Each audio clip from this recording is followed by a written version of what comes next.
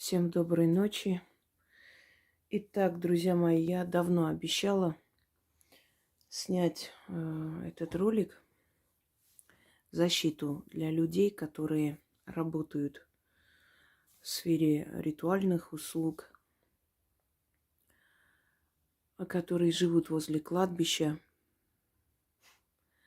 которым приходится ходить на работу через кладбище или возле, или перед кладбищем, то есть рядом с кладбищем. Во-первых, скажу, что это, об этом мы много говорили, очень много у меня лекций, мир мертвых, все о душе, похоронные традиции. Мне кажется, я полностью исчерпывающе ответила на все вопросы касаемо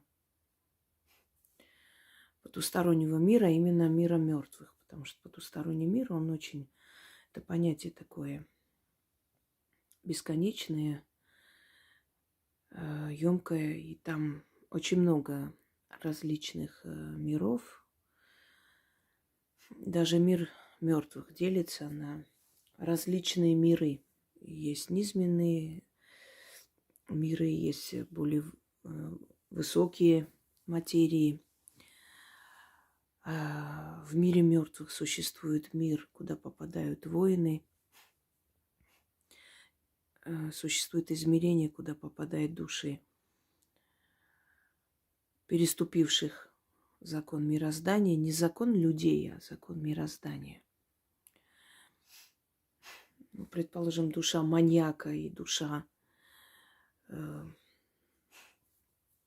врача, спасшего тысячи жизней, да, не могут попасть в одно измерение. Я думаю, вы понимаете. И об этом я очень много снимала, но эта тема настолько обширная, настолько, как океан, понимаете, она неисчерпываемая. И сколько бы я ни сняла, ни говорила, все равно остаются вопросы, которые требуют, требуют ответы. И эти ответы будут в любом случае рано или поздно снова накопятся. И я опять сниму о мертвом мире прямой эфир. У нас прямые эфиры в основном летом, когда мы можем сидеть с Яной у костра, читать, отвечать. И очень долго можем провести в прямом эфире, потому как домочадцы у нас дома, кошки, собаки не мешают. Зима, сами понимаете, зима всегда это закрытое пространство, дом. А когда они слышат, что мы наверху вдвоем сидим, тем более они начинают, рваться сюда. А это как дети. Без внимания их оставить невозможно. Взяли ответственность.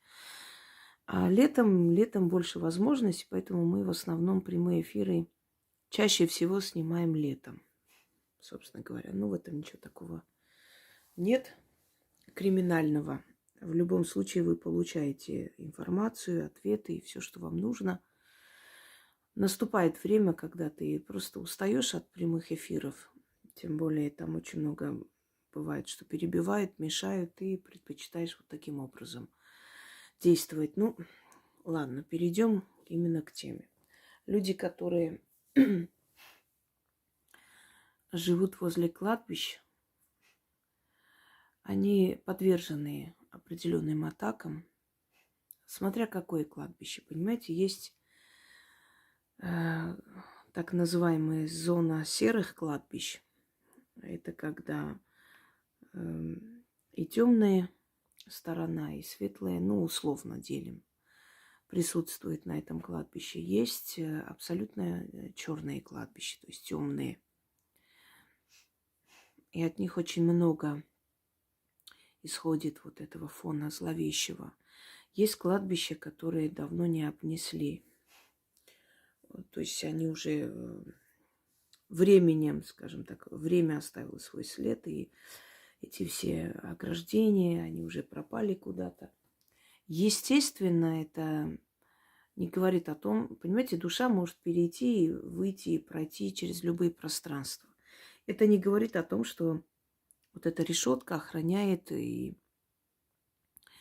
души, собственно, до решетки доходят и дальше не могут пройти и прочее. Нет, это условно, когда кладбище огораживает, закрывает, условно создает некий такой круг, закрытое пространство. И мертвые души понимают, что вот дальше этого пространства они выйти не имеют права. Это даже не обязательно делать решеткой или там забором. Это можно различным способом. В старинные времена, когда были старые кладбища, и если эти места становились гиблыми, то есть люди пропадали или какие-то аномальные вещи происходили, то приглашали жреца или ведуна, и он вокруг этого кладбища ходил, чертил такой невидимый круг защитный. То есть закрывал, заговаривал, чтобы дальше этого не могли они пройти. Там мир мертвых. Когда вы заходите на кладбище, даже зимой, ощущение тепла, такой, знаете, такой сгусток энергии. И там время идет совершенно по-другому. Это мир мертвых. Раньше кладбища были на окраинах городов и сел, подальше от людей. Но поскольку урбанизация, она диктует свои правила, и города тянут уже свои щупальцы, как спруты, все дальше и дальше, иногда кладбище оказывается прямо посреди города. И уже мы привыкли жить по соседству с мертвыми. У некоторых с окна видно кладбище. В принципе, нехорошо это. Потому что оттуда фонит этой энергии смерти. И рано или поздно люди, которые живут рядом с кладбищем, то спиваются, то начинаются у них онкологические болезни и прочее. Опять кто-то начал ходить у нас тут, ладно. Но я обещала вам дать заговор, который может вам помочь оградить себя от воздействия мертвого мира. Наверное, так и назову. Защита от мертвецов мертвых. И люди, которые работают в ритуальных услугах. Ну, во-первых, начнем с того, что чувствительные люди очень тяжело переносят все в мире. Очень непросто в этом мире жить разумным и чувствительным людям. Чувственным, одно и то же, впрочем. Очень легко жить скотоподобным существам, для которых как бы чужое горе, ну, ничего не значит, даже свое горе ничего не значит.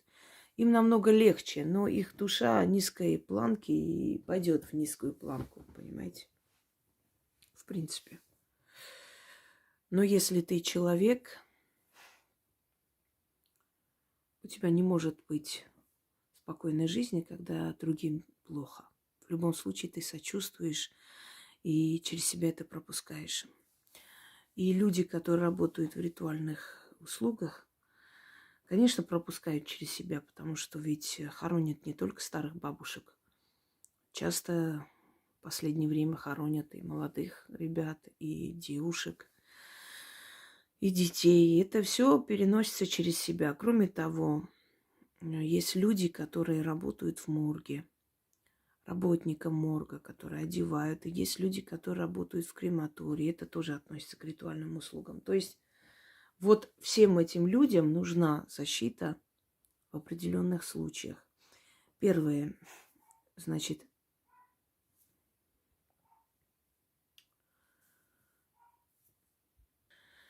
ой, собаки меня отвлекли. Итак, первая защита для людей, которые живут возле кладбища или проходят мимо кладбища. Или работают в ритуальных услугах. Впрочем, подойдет и тем, кто в морге работает, собственно, в крематориях. Одним словом, имеет дело С миром мертвых делает памятники, приводит, там смотрит, в любом случае ходит по кладбищу, да, там примеряются, какие-то мерки берут. Это все взаимодействие с миром мертвых. Люди, у которых есть эти ритуальные услуги, люди, которые, то есть руководят, люди, которые выдают это место директорам кладбищ, всем людям, которые имеют отношение к миру мертвых. Зачастую стоит, то есть время от времени ставить на себе защиту. Вот приходите на работу, перед тем, как начать свои дела, начитайте эту защиту 6 раз, а потом идите спокойно, переодевайте усопших. Кто-то же должен это делать. Понимаете как? Это очень опасная профессия.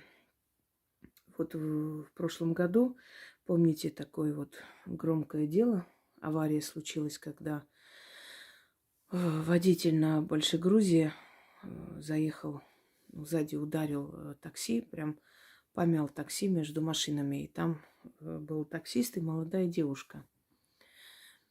Водитель убежал, потом его поймали, конечно. Так вот, эта девушка работала в ритуальных услугах. Они там... Она спешила на какой-то симпозиум, в котором должны были рассказывать о различных методах обычая, там каких-то нововведений по сопровождению вот, похоронной процессии, различные типы гробов, одевания мертвых, традиции похорон у разных народов. Она работала и вот ездила на повышение квалификации. И ее не стало. Я просто знаю много таких людей, которые одно время работали в ритуальных услугах и рано умерли от болезней, от катастроф, причем резко уходят. Взаимодействовать с миром мертвых небезопасно, естественно. Это постоянные, во-первых, не только стресс и переживания, но это постоянное взаимодействие с миром, то есть с энергией мертвых. Да? Это опасно. Вот мне жить возле кладбища не опасно. А человеку, который не имеет отношения к колдовству, к ведовству, этим людям более чем опасно жить рядом, проходить все время рядом, работать в сфере этих ритуальных услуг, работать в морге. И не только врачом. Даже если вы врачом работаете, стоит себе начитать и поставить себе защиту. Даже в этом случае. Итак, первый заговор для людей, которые живут.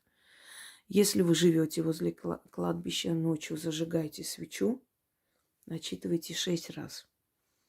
Эту защиту периодически повторяйте, ну, хотя бы несколько раз в месяц. Если вы работаете в ритуальных услугах, просто приходя на работу, перед тем, как начать работу, начитайте для себя 6 раз. Работаете в морге, то же самое, в крематории, где угодно. Если ваша работа связана с миром мертвых, с одеванием покойных, там, подготовкой их для похорон, да, для всего этого процесса. Ну, кто-то должен и этим заниматься. Это очень тяжелая тема, но оно как бы актуально. Мы все, мы не вечные, мы все когда-нибудь уйдем, и наши родные в том числе. И чем старше мы становимся, тем больше они уходят, тем больше мы их теряем, потому что они стареют, и мы стареем. Приходится даже сквозь горе человеку думать о том, чтобы достойно проводить последний путь человека, родного, близкого и прочее. Итак, начнем. Значит, первый заговор. Извиняюсь.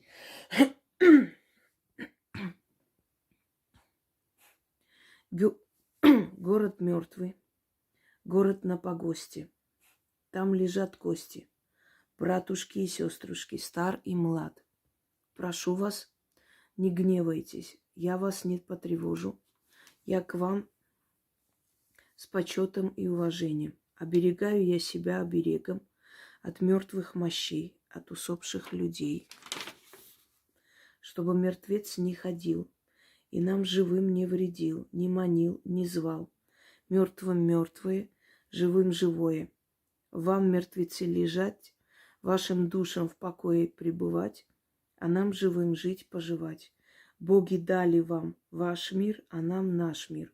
Каждому свое, заклято. Читать это 6 раз. И дайте с собой своим детям, если они работают. К сожалению, вы за них читать не можете. Они сами должны это делать.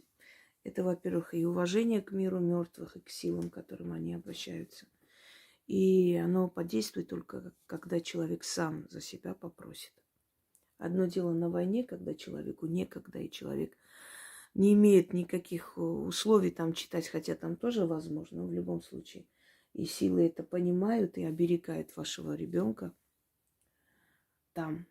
Другое дело, когда человек живой, здоровый, не хочет сам читать и просить у сил помощи. Вот это совсем другое, поэтому в этом случае они сами должны это делать.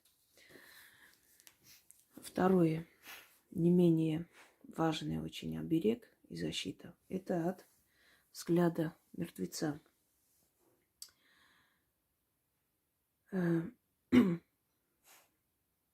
Человек, когда умирает, особенно молодые, они не хотят уходить с этого мира.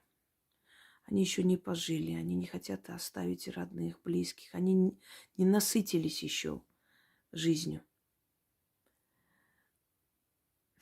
И, естественно, все время пытаются им закрыть глаза. Вот из личного опыта много раз видела, как пытаются мертвому закрыть глаза, но он не поддается. Поэтому кладут эти пятаки. Хотя эти пятаки изначально по традиции это хорону, паромщику, вот тот, который перед вами. И он перевозит только тех, кого мы захоронили. Почему люди стремятся все-таки найти хоть какие-то останки и похоронить? Потому как только тот, который нашел покой, которого нашли родные, он уходит в вечность. Остальные ждут чего-то, остальные ждут очень долго, пока им позволено будет уйти на покой.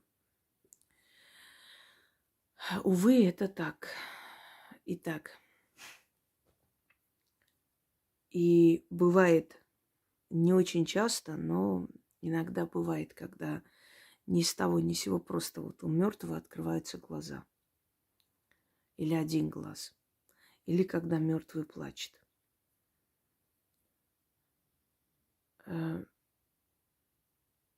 Вот у мертвого, если открываются глаза, и на кого он посмотрел, тот следующий. Взгляд поймал чей-нибудь. Это очень страшно и опасно. И такие случаи я помню в детстве, когда хоронили одного из наших родственников, молодой парень. Ой, сколько же их ушло. Сейчас вспоминаю я. Как тяжело людям, у которых действительно чувствительная душа. И я помню, что бабушка моя пришла, причитала дома. Не мне, конечно, говорила там с нухом своим, что вот он глаза открыл, и вот там стоял человек, и вот боюсь, что он следующий. А ему сказали, что надо идти к какой-то бабушке, отчитать, значит, он не захотел. Сказал, что это все ерунда, хватит нести там чушь всякую, какой там всякие сказки тут рассказываете. И буквально через 3 месяца этот человек разбился. Так вот, как отчитать себя от взгляда мертвого? И хочу, чтобы вы поняли, что это не тот взгляд, когда человек, умирая, смотрит на тебя и уходит. Это не взгляд мертвеца. Это взгляд уходящего человека. А когда человек уже умер, и у него внезапно открываются глаза. Это, во-первых, жутко смотрится и страшно. И, во-вторых, это очень опасно. И на кого он посмотрел, чей взгляд поймал, тот следующий. И за очень короткое время он уйдет. Так вот, как себя отчитать? Значит, нужно зажечь черные восковые свечи столько, сколько вам лет. Поставить по кругу, разложить на полу, но разложить и черную материю. Становитесь на эту черную материю.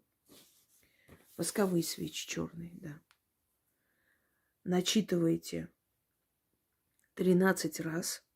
Ждете, стоя, ждете, пока свечи немного еще как бы догорят. Но они вообще горят быстро. Вы пока будете читать, они практически догорят. Нужно потушить их, не переходя, не переступая, не выходя из круга. Потушите гасилкой, возьмите гасилку туда, положите, чтобы пальцами не тушить, потому что их дуть нельзя. Вытаскивайте эти свечи из подсвечников. Подсвечники можете убрать, свечи оставляйте прямо на этом кругу. Выходите из этого круга. Все это собирайте в одну кучу. Нужно завязать это все, отнести и оставить возле берега реки или озера, ну, из водного пространства. Оставляйте возле этого берега, оставляйте там 13 монет и говорите: откупаюсь, отворачивайтесь и уходите. Читать нужно в темное время суток, ночью, то есть уже должна быть ночь, солнце село, но после 9-10, летом чуть позже даже. Отнести этот откуп весь можете на следующий день. Днем можете отнести, это уже не важно. Но читать вы должны в темное время суток. Обязательно себя отчитайте, потому что если вы этого не сделаете, то вы уйдете следом за ним, он вас заберет. Таких случаев было много, нужно к этому относиться с очень большим пониманием и, одним словом, не спорить. Это издревле испробованный метод. Ни одно поколение это знает. Начнем. Отговариваю и отчитываю я себя от взгляда мертвеца, от его глаз, от его лица, от мертвой силы. Себя оберегаю от доски гробовой, от могильного креста. Себя заговором спасаю. Нам с ним не дать, не взять, ему меня с собой не забрать. Сбереги меня от него, древняя рать. Ему отправиться на погост, а мне в свой дом. Ему вечный покой, а мне жизнь и здравие. Слово мое сильнее камня, крепче затвора. Да будет так, заклинаю. Начитайте, и он вам навредить не сможет. Видите, сколько их тут летает. Привлекаю я их своей силой, наверное, энергией, не знаю. Но, кроме всего прочего, они здесь обитают.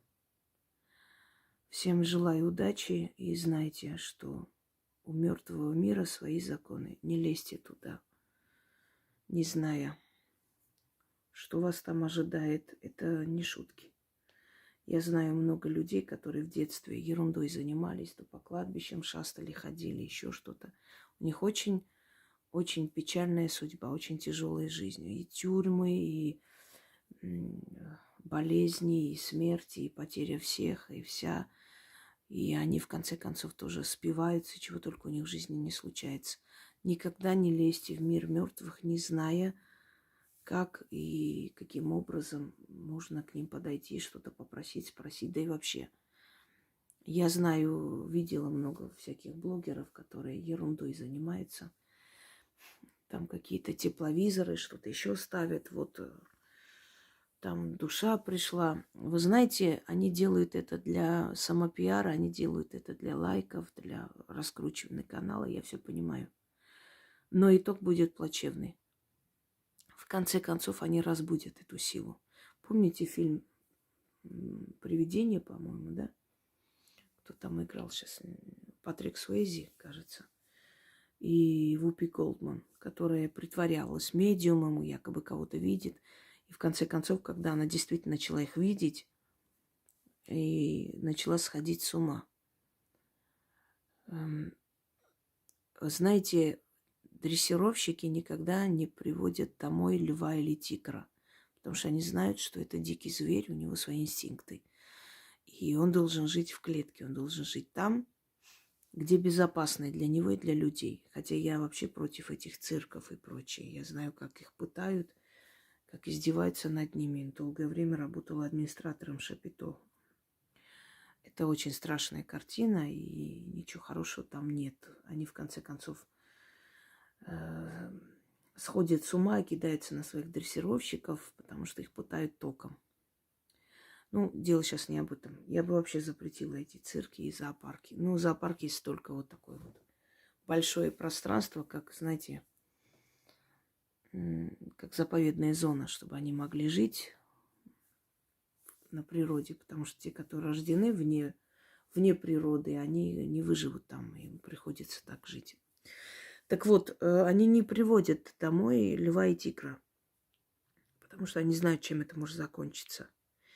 И вспомните семью Берберовых из Баку, чем закончилась их любовь к львам, когда лев растерзал всю семью. Нет, мальчика растерзал, но и они еще еле уцелели. Точно так же человек, который знает мир мертвых, никогда не ходит, не ставит там камеры, не ходит по ночам по кладбищам и прочее, потому что уважает мир мертвых и их покой. Только глупые люди, которые понятия не имеют, что там такое, они думают, что обойдется. Знаете, на авось рассчитывают и бывают очень жестоко наказаны. Желаю вам всем удачи и надеюсь, что эти обереги вам помогут. Давно обещала, никак не могла. Никак руки не доходили. Сейчас полнолуние и прям штормит. Состояние такое. Вообще полнолуние для ведьм это убийственное время. Очень тяжелое состояние бывает. Пройдет, ничего страшного. Не впервой.